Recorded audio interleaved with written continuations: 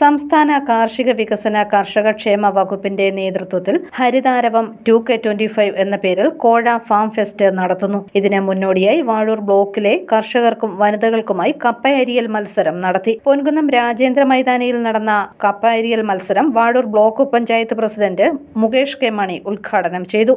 ഹരിതാരവം 2025 ഭാഗമായി ജില്ലാ പഞ്ചായത്ത് ഗവർണർ കൃഷി വകുപ്പും സംയുക്തമായി നടത്തുന്ന വിപണന മേളയുമായി ബന്ധപ്പെട്ട അതിൻ്റെ പ്രചരണാർത്ഥമാണ് ഇത്തരത്തിലൊരു കപ്പ അരിയൽ മത്സരം നമ്മുടെ രാജേന്ദ്ര മൈതാനിയിൽ സംഘടിപ്പിക്കുന്നത്. പ്രചരണ പ്രവർത്തനം എന്ന രീതിയിൽ നമുക്കറിയാം, ഈ 26-ന് ആരംഭിച്ച് 30-ാം തീയതി വരെ നിലനിൽക്കുന്ന ആ ജില്ലാതല വിപണന മേളയുമായി ബന്ധപ്പെട്ട് ബ്ലോക്ക് തലത്തിൽ ഇതിനു മുമ്പായി തന്നെ നാടൻ പാട്ടും അതോടൊപ്പം തന്നെ ക്വിസ് കോമ്പറ്റീഷൻ അടക്കമുള്ള പ്രവർത്തനങ്ങളെല്ലാം തന്നെ വകുപ്പിൻ്റെ നേതൃത്വത്തിൽ നമുക്ക് നടത്തുവാൻ കഴിഞ്ഞിട്ടുണ്ട്. അതോടൊപ്പം തന്നെ ആ വിപണന മേളയിൽ കൂടുതൽ കർഷകർക്കും അതോടൊപ്പം നമ്മുടെ പൊതുജനങ്ങൾക്കും എല്ലാം തന്നെ ഇടപെടൽ നടത്തുക എന്നുള്ളത് തന്നെയാണ്.